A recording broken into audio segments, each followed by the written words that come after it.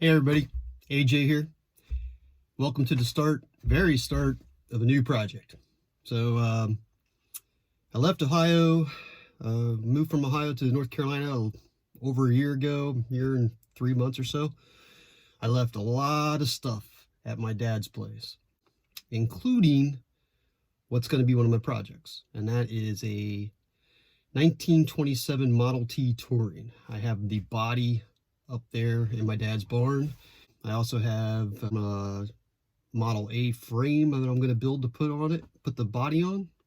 So it's just early stages of the project. But anyway, I want to get that stuff and bring it down here, get it out of my dad's way. So the beginning of this project starts with me getting ready to head out to Harbor Freight to shop for a trailer. All right, so I'm here at Harbor Freight. It's 9:15, it's supposed to open at 9. They're still not open. Bunch of people out in the parking lot waiting for them to open. I know my video only shows one truck there, but there's more. Anyway, waiting. Don't like that. All right, so I talked to one of the employees who's out here in the parking lot waiting with me. And he said that they can't open yet. They're not going to open until about 9:30, hopefully. Because they're waiting they have to have 2 people in the building right now to open. And he's the only employee here right now. So anyway, I'm gonna go check out Dollar Store while I wait. Okay, so it's been an adventurous morning so far trying to deal with this trailer. Like I said, the other Harbor Freight wouldn't open. I waited and waited and waited. I don't know, I waited like 45 minutes for them to open up. They never did. So I just got pissed off and left, and so drove back the 7 miles towards my house and went about 10 miles in the opposite direction to a different Harbor Freight. And I had planned, I thought I wasn't going to be able to actually get this trailer in the store. And they actually had one at this Harbor Freight. So I bought it because it was a good deal. They're having a no exclusion sale weekend, and I ended up getting like 20% off of it, off the sale price. So got this tax and title and everything out the door. I got it cheap. So however, the box is too big to fit in the back of my Jeep. Wasn't planning on picking it up. So now I'm running home to get my wife's CRV to go get the trailer in the back of that. It's going to be in a box, I got to build it. So that's our update. All right, so I'm on my way home from Harbor Freight again, this time in my wife's car. And you can see the boxes back there for the trailer. I've got the trailer in these 2 little boxes. I really wish they had shown me these boxes before, giving me the option to look at them before I went home to get my wife's car, because even though the one box is long, it's not that big. I could have put that in my Jeep, I believe. I think I could have fit all this in my Jeep by putting that box up on the seat, but it would have saved me a trip home and getting my wife's car. So anyway, that's done. Hopefully all the pieces are in these boxes, and get this trailer put together and start getting prepared for, because obviously I gotta put a floor in the trailer that doesn't come with it. You know, I gotta put some kind of flooring on it, but or bed, whatever you want to call it. And so yeah, get the trailer put together and start preparing for the trip back to Ohio to get a bunch of my crap. Okay, so there it is. That's the start of my big moving hot rod project. It's a Harbor Freight trailer. So in those 2 little boxes, like I said, I think I could have got those in my Jeep. But anyway, got them home now. Time to unload, store them, build a trailer. All right, all unpacked. We're kind of beat up, and I just wanted to inventory all my parts, make sure I had all the pieces, and I do. So yeah, I think we're good to start building. Okay, so after assembling 7 pieces of IKEA furniture today, I decided to come out and start working on my Harbor Freight trailer, assembling it. So I'm not going to go through this step by step, record every bit of this process. There's tons of other build videos on the internet. I'm just going to show some highlights. But anyway, first thing I did was just lay out all the pieces in the general order. And then right now, everything is all the bolts are just finger tight through the holes together. I just wanted to I did that to make sure I got everything in the right place. Good thing too, because one of the cross members I had upside down and I had to switch that. So having it just finger tighted together made that process a whole lot easier. Here she is upside down. Got the springs and axle assembly all bolted in, as well as the caster assembly that lets you move it around when you fold it up for storage. So the next step is kind of important. Going to be taking the end of the axle there and the wheels, mating them up. But the more important thing is to start by taking the hub apart, taking the bearings out of it, cleaning them really well from the packing grease that they have in them that's not very good, and then putting real grease in the hub and the bearings so you don't burn out a bearing later on going down the road.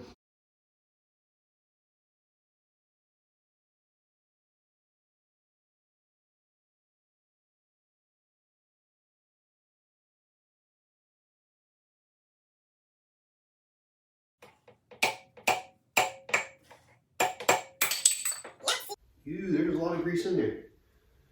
Now, this is the blue grease that it comes packed with. It's prone to failure.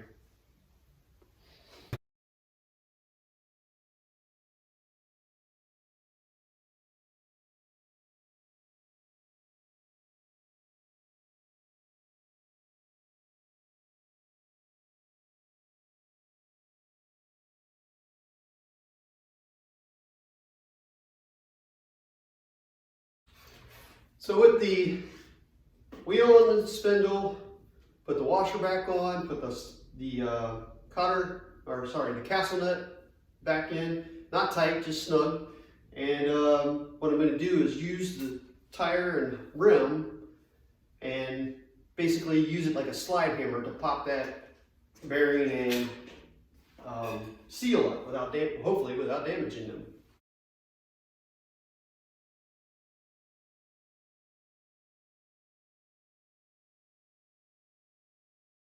What I'm about to show you may be the crux of the issue. It may not even be that the grease is that bad, but the front bearing, if you remember when I showed you it, you can see all the blue around it, the blue grease. Now this bearing here, this is the rear one. Problem is, there is no grease actually in this bearing. It is dry as can be. That is a problem, because it's almost certain that that bearing's not going to get lubricated well enough to go down the road at 55.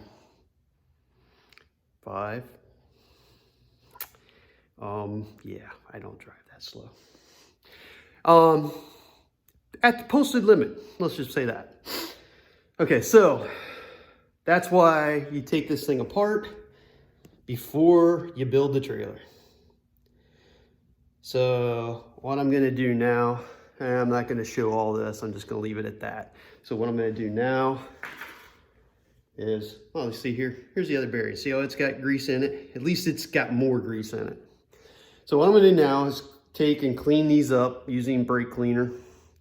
Clean them all up real good, repack them, put them back in the spindle, or not the spindle, back in the hub of the wheel so I can mount them. So I'm not going to show you all that part. I think I've shown you the important part. If you don't know how to pack a bearing, there's probably someone else's YouTube video to show you that.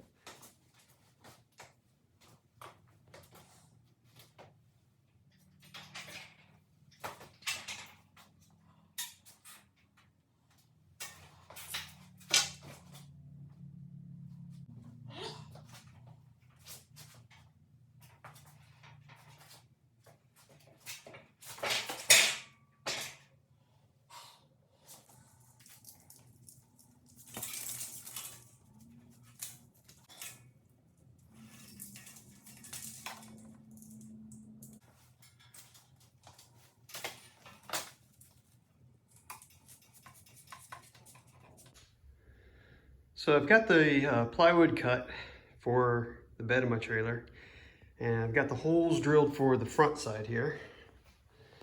And then getting ready to do the holes for the back side. I got the holes marked from the bottom, but one of the things I did was notch these corners around the hinge bolts so it wouldn't have any issues with the back half folding over the top here when the trailer folds. So the other thing that I did was on the bottom side where the bolts heads from the trailer frame, where they bolt together, where all the rails bolt together, I drilled with a Forester bit a little pocket for the heads to sit in, so the plywood bed would sit level and flush to the trailer frame. So I'm getting ready to paint the deck for my trailer. Anyway, so when I went to Home Depot to look for some oil-based deck porch paint type stuff, which is normally around 30 bucks a gallon or something. And first stop was to the Oops section of the paint store. And they only had 3 gallons, but fortunately one of them was just the type of paint I wanted. It's an Olympic Elite porch paint stuff, but apparently whoever bought it in Royal Mahogany didn't like the color, and it looks like it's kind of like a purplish brown color from this little smear out here. But hey, I took it for $11 and said, let's go, that'll be the color. So we're gonna open her up, start painting.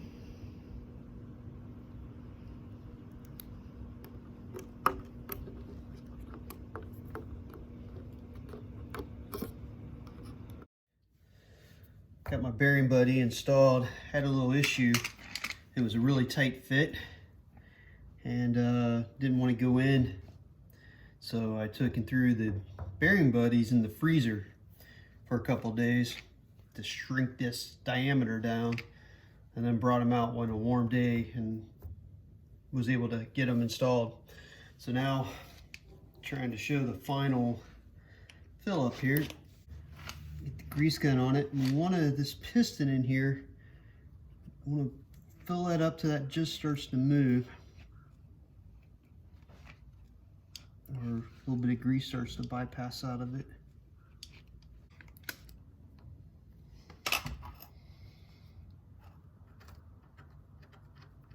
Put your cap on, push in the center.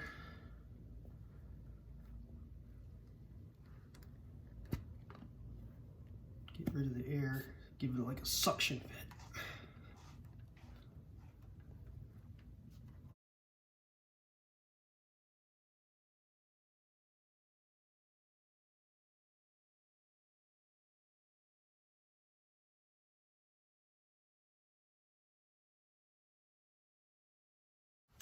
So what I'm doing here is I got a treated 2x8 and a treated 2x12, I think it was. Pretty good pieces out of a cull cart at Home Depot. And a cull cart is where they put the bad pieces of wood and and they'll put pieces in there that they cut incorrectly for customers. Anyway, if you look at the cull carton at Home Depot or Lowe's, generally the wood in there sells for like 70-75% off of the full retail price. So I was able to make my stakes and my side rails out of these 2 pieces of wood by cutting them all down, and save myself quite a bit of money right there. So for less than $10, I was able to make my side rails for my trailer bed. So when it's all said and done, is it worth getting a Harbor Freight trailer? Yes, if you know what you're getting into. Overall, the construction goes together pretty easy. Someone with basic mechanical skills can do this. I think the key thing is knowing that you have to repack those bearings with good grease to make the trailer last and be worthwhile. You know, if you've never done wiring, that can be a little tricky, but it's something that's you can do. Value-wise, especially if you get it on sale like I did, it's hard to beat. I mean, for me to rent a trailer one way from Ohio down here to get my stuff, it was going to be something like $600, $700. And, you know, I'm into this with a little careful buying. I'm into this for, I think, $400 total, and I'll be able to use it over and over and over again. I like that it folds up. The folding, I thought the folding process might be pretty difficult. It's not too bad. It's not great. It takes me about a half hour to set it up from folding, a half hour to tear it down, to fold it and put it away. So got to plan ahead. Got to plan ahead for things like that. So overall, I'm pretty pleased with the Harbor Freight trailer. I mean, time will tell how it performs. I'd be lying if I wasn't concerned about tire wear, so I probably will buy a spare tire before I take the trip to Ohio. But I will keep you guys updated and let you know if I have any issues with the trailer and if I have good experiences with it. Till then, talk to you later.